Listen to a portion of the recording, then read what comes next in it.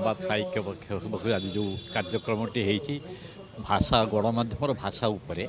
ଏବଂ ଖୁବ୍ ଆଲୋଚନାଟି ଉପାଦେୟ ହେଇଛି। କାରଣ ଗଣମାଧ୍ୟମ ହେଉଛି ଏଭଳି ଏକ ମାଧ୍ୟମ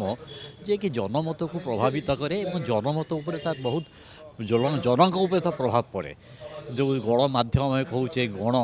ତେଣୁ ଯେ ଭାଷା ଯଦି ଶୁଦ୍ଧ ନ ହେଲା ବା ଭାଷାରେ ଯଦି ଆମେ ଶାଳୀନତା ରଖିବାନି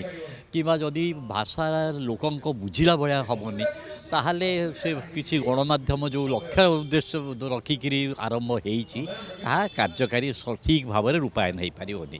ତେଣୁ ସାହିତ୍ୟ ପକ୍ଷ ଯେଉଁ କରିଛି ସମ୍ବାଦ ସାହିତ୍ୟ ପକ୍ଷ ନିଶ୍ଚିତ ଭାବରେ ମୁଁ ଭାବୁଛି ଏ ଗୋଟେ ଅଭିନବ ଏବଂ ଯୁଗାନ୍ତକାରୀ କାର୍ଯ୍ୟକ୍ରମ ଗତ ବର୍ଷଠୁ ଆରମ୍ଭ ହୋଇଛି ଏବଂ ଏହି ଅବସରରେ ବିଭିନ୍ନ ପ୍ରକାର ବିଭିନ୍ନ ଦିବସରେ ବିଭିନ୍ନ ବିଷୟବସ୍ତୁ ଉପରେ ଯେଉଁ ବିଷୟ ଚୟନ କରାହେଇଛି ଇଏ ମଧ୍ୟ ଖୁବ୍ ଉପାଦେୟ ଏବଂ ମୁଁ ଭାବୁଛି ଆମ ସମାଜକୁ ବିଶେଷ କରି ଆମର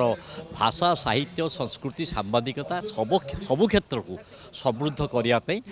ସମ୍ବାଦ ସାହିତ୍ୟ ପକ୍ଷ ଗୋଟେ ଯୁଗାନ୍ତକାରୀ ପଦକ୍ଷେପ ନେଇଛି।